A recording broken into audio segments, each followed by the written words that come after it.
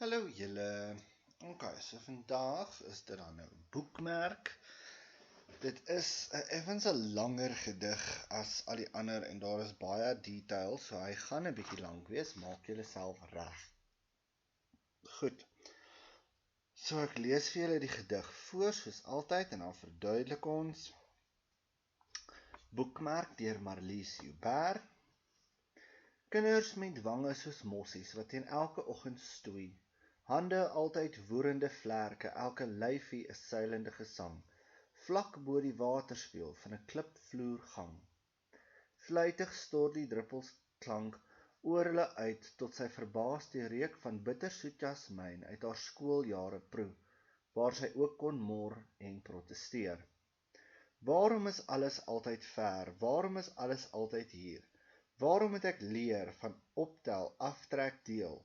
Van dooie digters uit toentertyd, en watter land sit waar en waarom draai die son? Toe maak sy die dag weer oor. Met elke skoolklok werk sy namens mossiekind. Kom ons pars die wind met wange so soldaatjies, totdat elkeen net die geur van jasmyn kan boekmerk teen die onheil van ons ellelange reis. Goed. So, it is a bit of a confusing poem. But basically it is about a teacher who is trying her best to create an atmosphere in her class which children can find as safe and as positive for them to use in their futures, basically. Okay. Goed, so. Bookmark, if we're looking at the title, 'n boekmerk is iets wat 'n mens gebruik om die plek aan te wys waar jy opgehou lees het in 'n boek. Die woord is 'n selfstandige naamwoord. So in general terms, normally, a bookmark, if we use the word bookmark, it is a selfstandige naamwoord. So it's a noun, which basically then means it's something that you put in a book to keep the place where you stopped reading. However, in die gedig word dit gebruik as 'n werkwoord. In the poem, it is used as a verb. Dit beteken, in die gedig, dis iets wat jy gebruik om aangename herinneringe vas te lê wat vir jou 'n bladaanwysing gee in jou lewenspad as dinge moeilik maak. So it means in the poem rather than something that gives you good memories or happy memories, or that you capture these memories with, so that one day in your life, if things get difficult, you can go back. It's like a page indicator, or indicates where these good memories are. So it's something that you can encapsulate these good memories for the day that you need them. Die tema en progressie, if we're looking at theme, die onderwysers of 'n onderwyser het groot invloed op kinders se lewens. Anything regarding teachers having a great impact in students' lives, that is fine. Dan, die onderwyser in die gedig probeer om 'n positiewe impak op haar studente se lewens te maak. So the teacher in the poem is trying to make a good or a positive impact on her students' lives. Nou die onderwyseres, if we're looking at progression, die onderwyseres begin eers net as toeskouer. So in the beginning of the poem, she is she's looking at the situation, okay? Sy kyk na die kinders en luister na hulle lawaai. So she's looking at these kids and she's listening to them making noise in the corridors, laughing and shouting and all of these things. Later on in the poem, though, she thinks back to her own school days.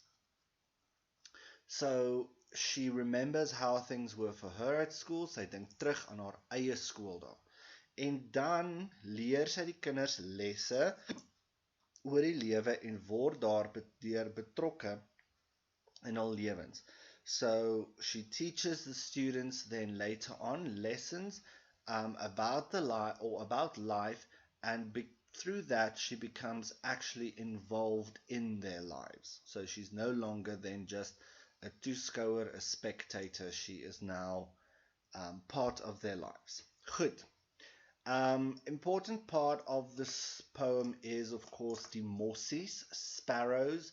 For those of you that don't know what a mossie or a sparrow looks like, this is a male mossie and this is a female mossie. Okay, so if we look at the poem, throughout the poem there is reference of mossiekind en mossiewangetjies en mossies en mossies en mossies. So why is this there? What is the importance of that? So this is what we call intertext. Remember when we did Huisie by die See, we also had a certain level of intertext. This is the same kind of thing. Okay, so here now it is where text from an existing piece of writing gets taken or gets mentioned indirectly in a new piece of writing. And this is the same case here. So with this intertext, it comes from the story of the sparrows in the Bible that is written in Lukas 12 vers 6 tot 7 en Mattheus 10 vers 29. It's all about if we read the first one, it says, word twee mossies nie vir 'n stywer verkoop nie, en nie een van hulle sal op die aarde val sonder julle Vader nie. Meaning, if God looks after the sparrows, how much more will he not look after us, basically. Okay, so what is the function of this? Dit dien as 'n bewys dat selfs die vaalste en kleinste voeltjies vir God belangrik is. Net so is die kindertjies belangrik vir die onderwyseres. So basically, this whole part talks about how the smallest and the most unimpressive bird is important to God, just so the children are important to the teacher. So it emphasizes the importance of the students to the teacher. Goed, strofe 1 dan. Kinders verwys na die skoolkinders, in die geval spesifiek laerskoolkinders, en die alleenplasing hef die boodskap van die gedig uit. So the children here are referring specifically to primary school children or school children in general.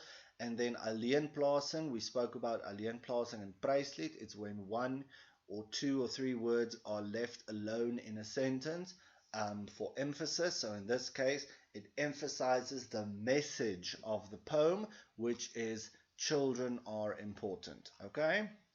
Then it says, mossies, we spoke about mossies, beklemtoon die belangrikheid van kinders vir God en die onderwyser, emphasizes the importance of children and God, children for God and teachers. Dan, kinders met wange soos mossies is 'n vergelyking, it's a simile. Die kinders se wange word met mossies in vergelyk, so children's cheeks are compared to that of sparrows. They are small and they are round. Die oggendstoei, that means hulle sukkel om klaar te maak om die oggend skool toe te gaan. They are struggling to get ready for school like all children do. Woerende vlerke is 'n metafoor, it is a metaphor. Die kinders se hande word met 'n mossie se vlerk vergelyk. So the children's hands are being compared to the wing of a sparrow. Dit dui ook daarop dat die hande nooit stil is nie. It also indicates that the hands are never quiet. Therefore, it can also be seen as klanknabootsing, want woerend beskryf die geluid van die mossie se vlerke. If a lot of sparrows suddenly fly up, you get that sound that it makes, and because of that, it can be seen as klanknabootsing. Goed. Elke lyfie, 'n seilende gesang, is also then a metaphor.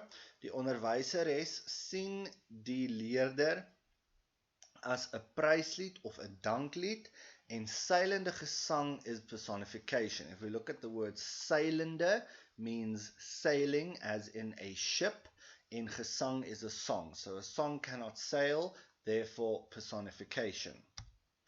Waterspieël is water wat so glad is dat dit soos 'n spieël lyk. And then if we look at those two lines together, vlak bo die waterspieël van 'n klipvloer gang, die onderwyseres vergelyk die kinders wat oor die blink klipvloer loop met mossies wat oor blink water vlieg. So the teacher is comparing the children that are walking over a very smooth stone surface to sparrows flying over water, clear blue water.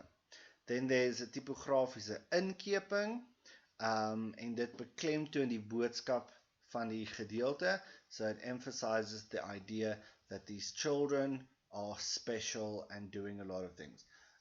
It wasn't mentioned in here by Oggendstoei, but just remember that this can also be seen as a form of personification, as the oggend, the morning, can be seen as something that the children are fighting against. Okay, so it's not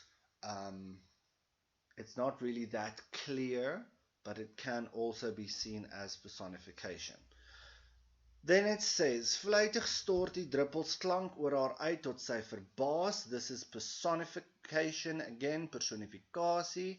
Die geluide wat die spreker in die gedig hoor, klink soos druppels wat op 'n vloer val. So the sounds that she hears sounds as if it's drops falling on the floor.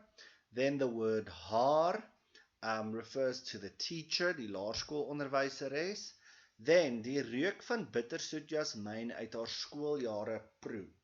If we look at those two lines, then you'll see we are talking about the smell of bittersweet jasmine that she is tasting. So because of this, we call this type of figure of speech synesthesie or synesthesia. Okay? So what does this mean? Is 'n beeldspraak waar die prikkel wat vir die een sintuig bedoel is, deur 'n ander waargeneem word. So it's a figure of speech where the prickling or the sensation of one sense is actually now experienced through another.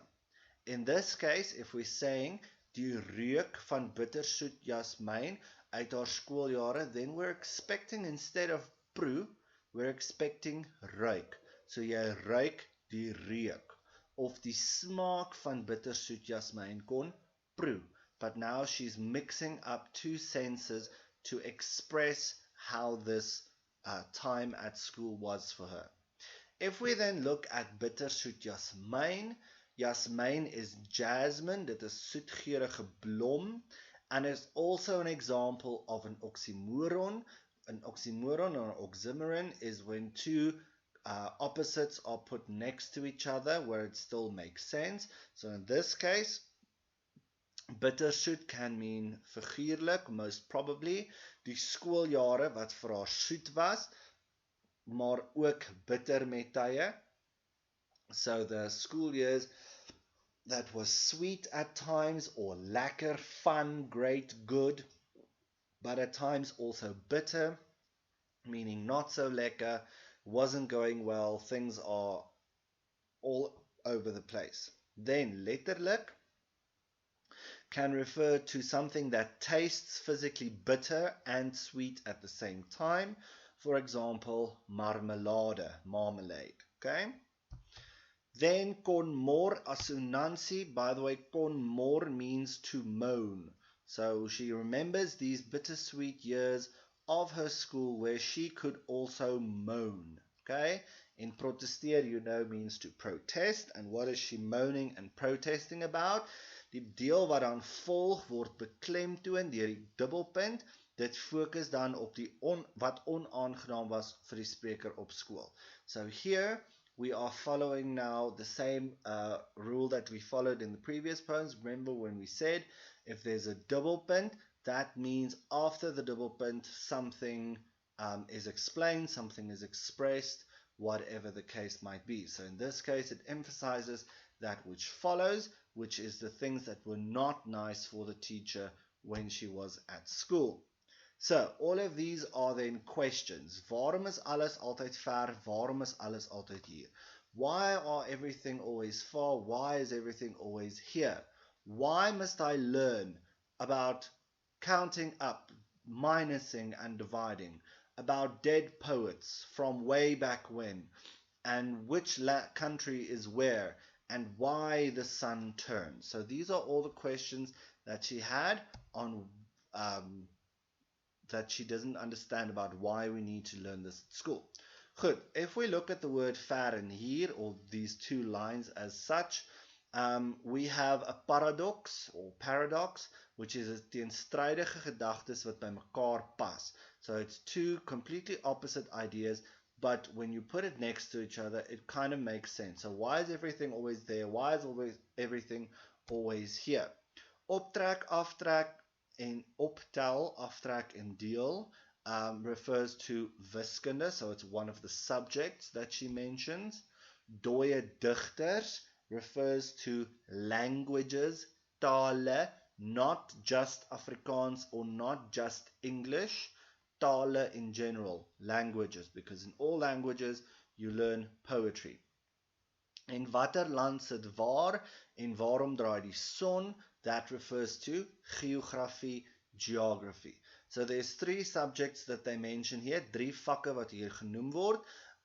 Simpel vraag in die eksamen kan wees, watter drie vakke verwys die digter na in hierdie strofe? So, which three subjects does the speaker refer to in these or this stanza? Then it will be wiskunde, tale en geografie. If you write English and Afrikaans, Engels and Afrikaans, they will still give you a mark, but you will only have 1 mark for both. It's not going to count 1 mark each because it only refers to languages. So, dooie digter, you learn about poets and poetry in Afrikaans, English, Sepedi, Zulu, whatever else, you study it there. So it refers to tale or languages in general. We have the DD alliterasie, dooie digters. And then, like I said, die onderwyseres onthou die vraag wat sy ook as kind gevra het. So she remembers these questions that she asked as a child. Why must I learn about this? Why must I learn about this? Why must I learn about this, that, and the other? Okay? En wat die kinders steeds vandag vra. So the students probably still ask this today.